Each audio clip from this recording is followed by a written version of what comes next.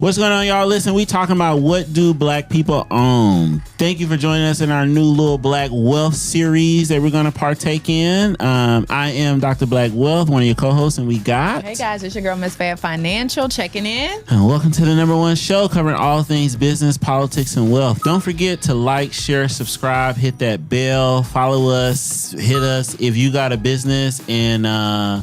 need some advice on how to grow, scale, any tax advice, email us at info@mindingyourbiz. You'll see it somewhere. Boom. That's right. Email us and we'll talk about it live on the show, right? I got to check the email, but we'll talk about it live on the show.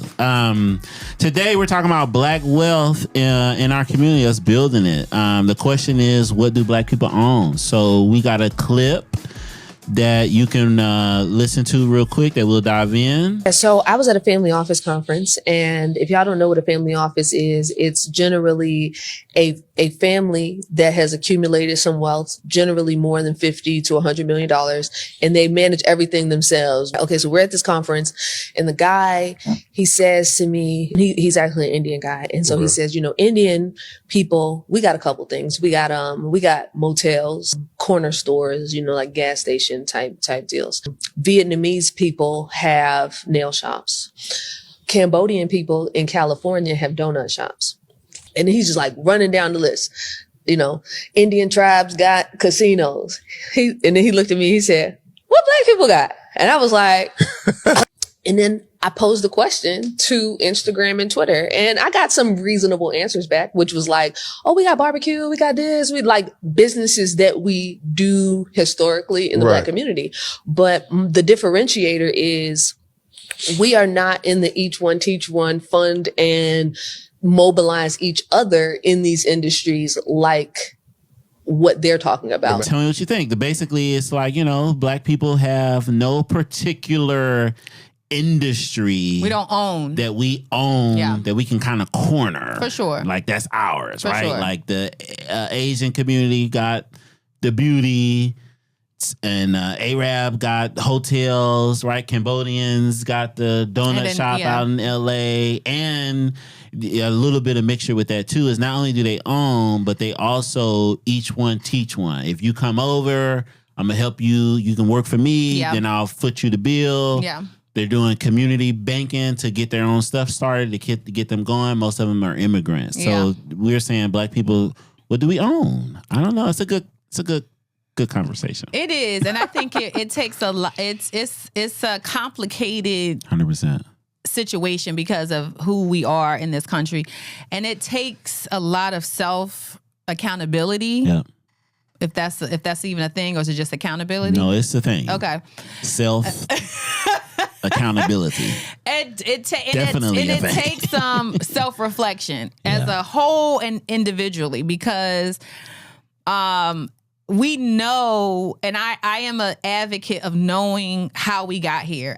The system that's set up against us is a real thing. But I also think as black people, we need to accept accountability for why there is such a disconnect. And we know why. So we have to actively work against the bias on why we do not help each other, why we don't pull together, right? Because you're talking about people who come here, immigrants who say, I'm going to start this thing. We're going to put our money together, and then I'm going to reach back and get you, so that each person has a hotel. Each family may have a gas station. And so I think, systemic racism aside, why do we not help each other? That is the #1 question I think that is really hard to explain. Mm-hmm. Why do we mistrust? That's what I think that is. Why, if I have a business, I don't say, listen, give me, or let's come together, let's put our money together and start this thing.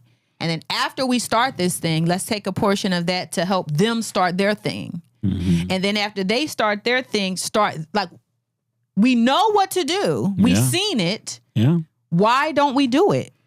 I mean, I think, truthfully, is you don't have the trust within yourself. And then we are so used to everything we do is get out of a survival mode or tactic. Even when we run business, we're still in a survival scenario, right? We was talking about, the think about it, the Tyler Perry story with straw. That's a survival thing that I need to come out of. Yeah. And I am huge on, like, I used to say this thing where you can't see past your hands.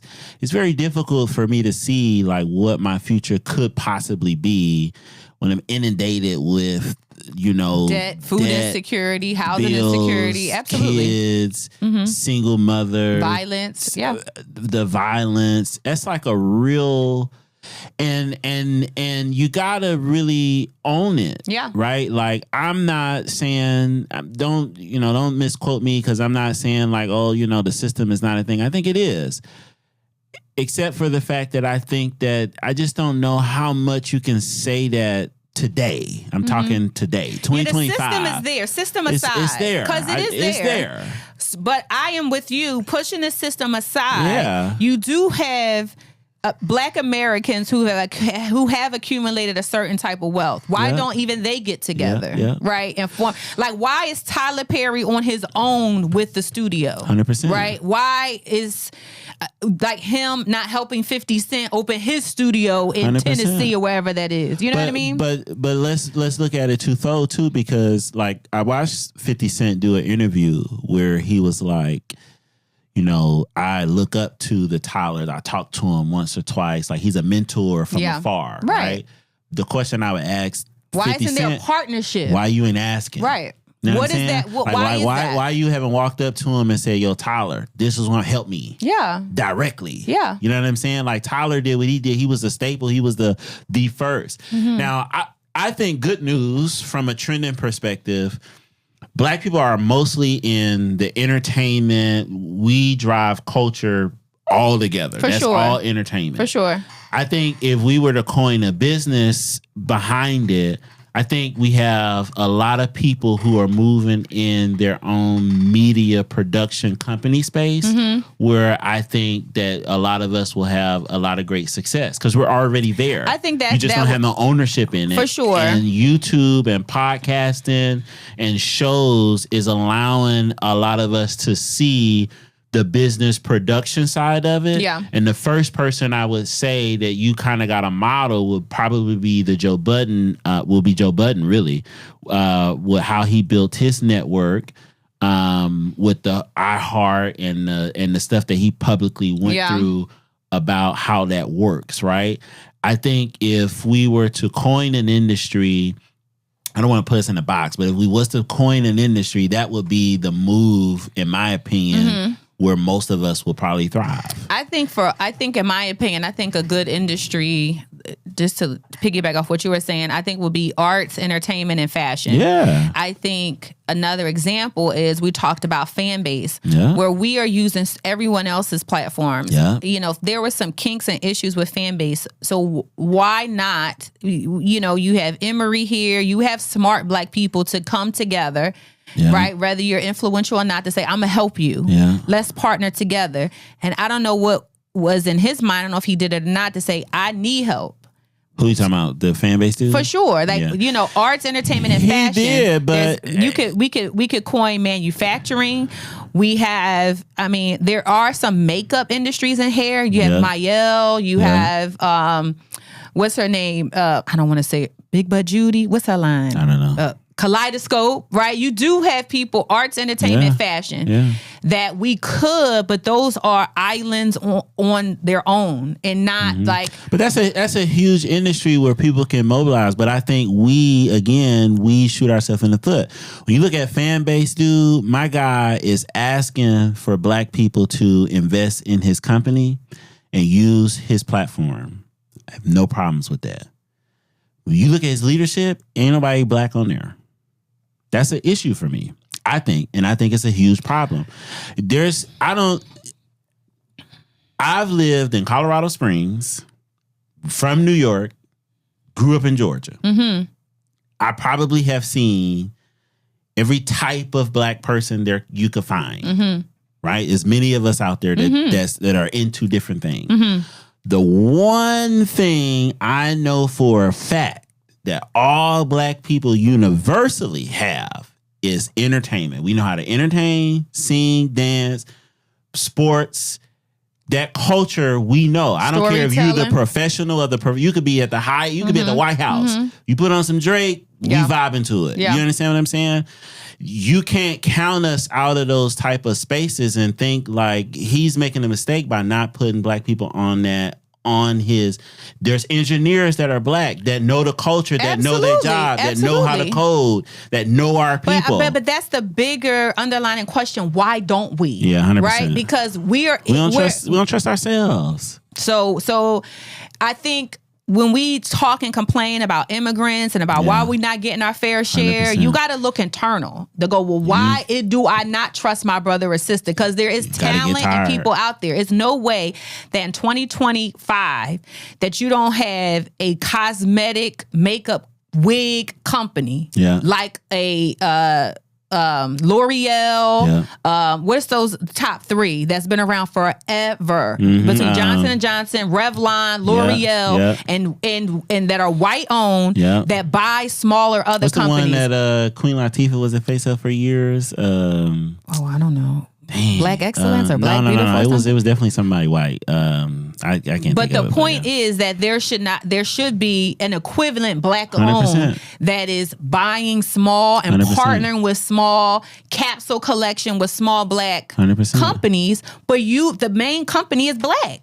We're in that space. 100%. Fashion, beauty, entertainment. I'm with That's you. who we are. I think the switch is mentally we all just have to think ownership, right? Like Jamal And Bryant. it's no perfect partner. I think that's the problem that we look for the perfect person. Gotta keep going. And I always say 80-20. If it's 80% good, the 20% that you don't like, if it's not is bad and toxic and whooping your behind, brush it under the table. 80-20. We look for the perfect person. Yeah. And it's no perfect partner. So it's two things. That's a self-hate thing, I think. But no, it's two things because partnerships, the partnerships from a person who studied business, partnerships is how you go far.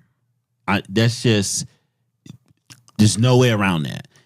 Every big private equity company, they start with at least, it's 2 of them who started, 5, 10, it could be 15 of them. Partnerships is how you go far. I think individually we can go to a certain point and we can be good. We still have to play the business game like we played it. But we also have to start thinking ownership. Yeah. Here's what I'm talking about. Ownership, like fractionally, because that's the problem. Sure. We think ownership single, like I'm the owner. Yeah. It's like but I'm saying develop the mindset of ownership. Here's why I say that. Jamal Bryant organized the boycott against Target. Yeah. A lot of people wasn't feeling the DEI stuff. It really got dicey when what's the girl Tabitha Brown put out what she said, like, hey, still black people in Target. We took a stance emotionally, but we didn't make a shift. What we should have done was boycott Target, yes, right? We don't want our dollars being spent there. But then we should have spent the block and said, Tabitha, go direct. Here's your site. Here's your scenario. Blow her spot up. We didn't do that. Even Tabitha wasn't thinking that. Tabitha was thinking like, I made it because I'm in Target. Like this is giving me some type of validation. And I'm telling you from a person who worked around these people, and there's no disrespect to any white person I know, but we put them on too much of a pedestal to think that if we in close likeness with them, we made it to some type of degree. Who you talking to? Absolutely. And that's a self-hate thing. That's not a thing. They not that good. They not that smart. It's not a situation. And the more and more people who get exposed to that, that's a self-hate thing. The more and more you will see. When people say you think their ice is colder, you think their neighborhoods are better. For sure. You think where you can cultivate right here. That's a self, and that's from the system. I'm telling you, you have enough in you to do it. But that's from the system. So you have to work really hard to fight against that unconscious Is it bias. hard? It's hard. Yes, it's hard. I mean, I've visited plenty of days. I go through it myself. Sometimes I'll be like, ooh, I'm going in this neighborhood. It's hard. Even right? partnerships is hard. It's unconscious. Like doing something with a part, it's very hard. You have to take into account people's thoughts, people's feelings, people's ingenuity. It's very hard. Yes. But it's a way out. I think that there's two things that I think that we can, to bring some positivity to it, that we can capitalize on. The entertainment space, more of us are owning our own media production type companies. Yeah. Building out your own platforms, building out your own sponsorships, putting your own people on. From the media, look at what's happening in the world. From the media space that's being built out, it automatically puts you into the feed to become an investor. Because now you can take ownership in somebody's partnership. Think about Kim Kardashian and Emma with the good, what's the good writer? I forget. Good American? Good American Jeans. That's a partnership that they build that she has ownership in, that Emma leads, but from her image and likeness, Kim Kardashian blew up that spot. I mean, it's the same thing with The Rock and Diddy, right? 100%. But with Black spaces. So again, when you think about fan base, if you are good at one thing and someone has an advantage in another area, work really hard to find those people instead of looking to the already established thing. I mean, and but your creators is where, look at what's happening. Like, everybody's doing articles on how the partnership between the creator and the business world is colliding. Yeah. So I'm telling you that for Black people, we dominate that media production creator space, and you just need to flip it to show where you can then partner with people that put their products out there and on and get a percentage. Yeah. So like everybody's familiar with like Stan Store, online shop where you can buy, people are doing coaches are using Stan Store to purchase products. Well, he just partnered with Stephen Bartlett, the owner of Diary of a CEO podcast. He's using his podcast production company, Black God of the UK, to then start an investment company. Now he has invested in startups, established companies, established brands. That, I'm telling you, that's the lane where most of us need to start looking at, because we are already dominating in the entertainment space. Yeah. So you need to be able to pull that money, the image, your likeness, and be able to reach out to us and say, hey, here's where you want to go to get your taxes and stuff done. To whoever, here's where you want to go to do this. You have to be intentional about your partnership and where your influence can yield power, and not be selfish with that. Yeah. And I think when I think of that, I think of Akai Sinet, who has an immense amount of influence that him and the guy from Fanbase couldn't get together and start your own streaming site. Yeah. That man has a lot of money, a lot of influence, and he couldn't bring his people over. Y'all couldn't work. What is that? That's what I'm saying. No, but we're not thinking. That's an individual thing. We're not thinking that. We're just not thinking it. Yeah. Is that what we're just not thinking about it? I think so. I think that's crazy. I think when you think about it, like, you have to think about it. Real talk. People who got it out of a space. You're just happy that you're here. No. But not thinking farther into. No. It's a little bit deeper than that. People who made it respectfully kind of made it on their own. Now, of course, that's not totally true, because you got people who put you on, right? But you're thinking individual self-sacrifice to make it here. Mm-hmm. You're not thinking like, damn, I made it, let me put this person on, or let me ask for help here. Nobody's thinking that.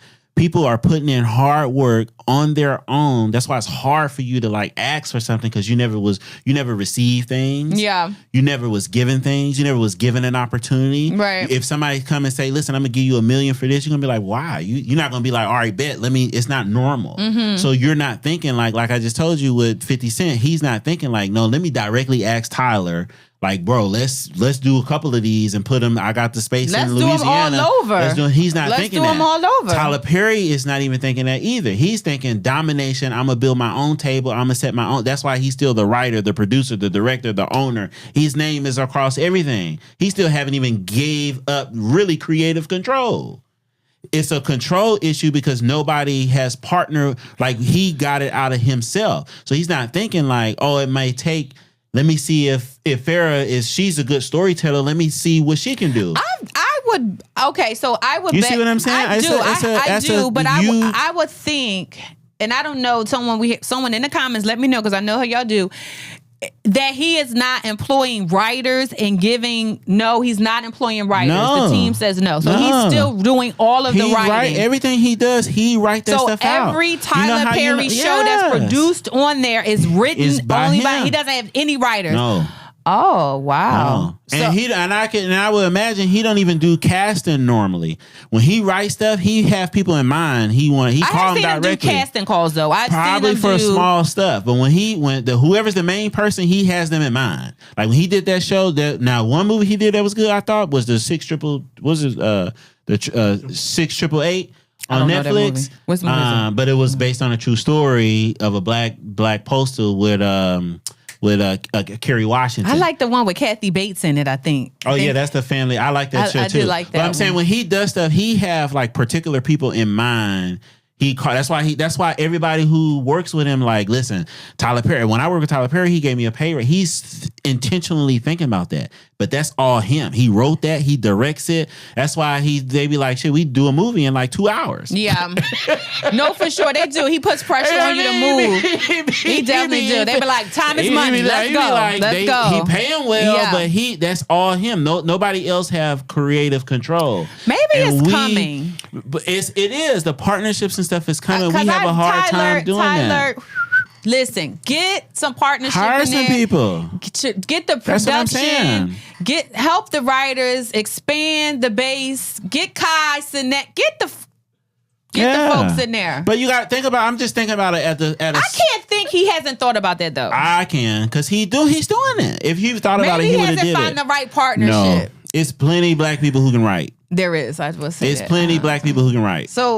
So we think that Tyler Perry is just not thinking partnership in that realm. That's how I think. To create it's my scenario. Other production companies, almost like a record label. Like, hey, almost like MGM, Lionsgate, how they do. They're like, I'm gonna give you a production deal, and you can. That's his ship, and he running it how he.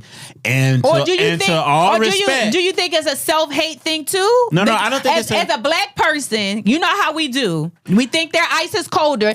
I'm gonna give you a production deal under Tyler Perry Studios, the black people be like, he ain't give me enough money, or he ain't give me no. Okay, it's not a self-hate. It's a. I know how we do. It's a survival. It's an extension of being in survival mode. Okay. Take Tyler Perry and the money out of it.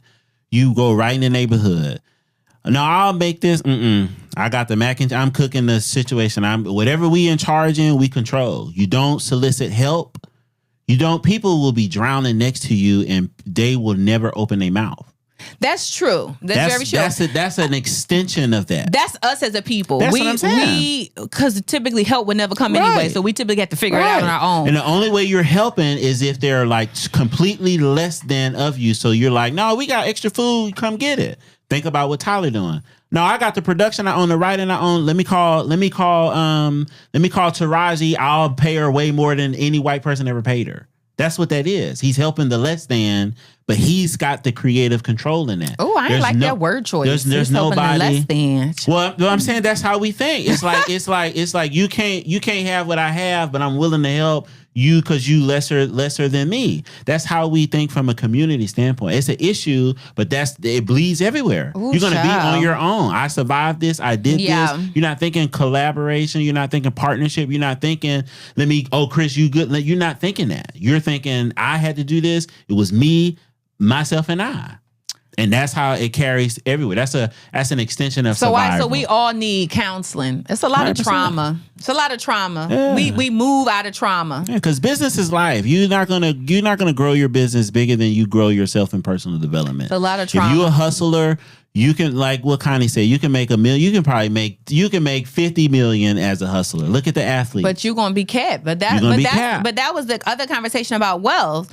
Like most of those guys did not become billionaires without partnership 100%. And investing in something else, not them solo. So I 100% I think as a black community we have to look inside. Yep. We cannot blame the system, immigrants, nobody else for why we can't collectively. It's too many of us that are successful. Yeah. That we should be able to own some industry. We should 100%. Be able to have ownership in like sports, entertainment, 100%, fashion, 100%.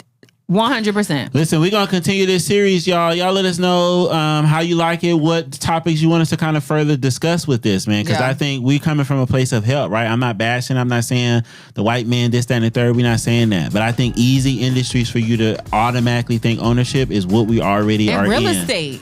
real estate. I think construction, real estate. 100%. We got a lot of good folks that 100%. can come together and dominate. Yeah. Dominate. So with that, it's a wrap. Black Wealth, and we'll see y'all in the next episode. Don't forget to like, share, subscribe, hit that bell, and talk to us in the comments. We'll see y'all. Peace. Next week.